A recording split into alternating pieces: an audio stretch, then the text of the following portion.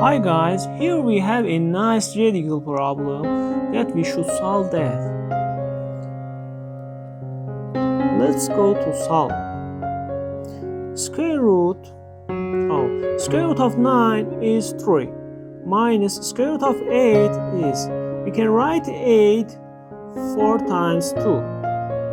So here we have square root of 3 minus 2 times square root of 2. So here, how can we solve this? We have an identity that a squared minus 2ab plus b squared is equals a minus b all power 2. So here, we should take this identity from this.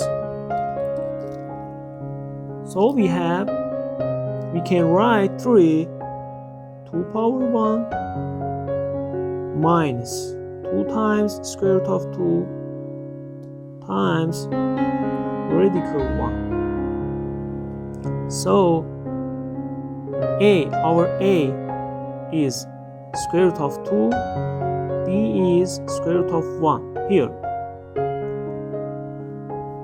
So we can write that according to this identity, square root of 2 minus square root of 1 power 2. Here we can cancel off power 2 with the square root. So we have square root of 2 minus square root of 1. And we have square root of 2 minus 1 is our result. Goodbye guys.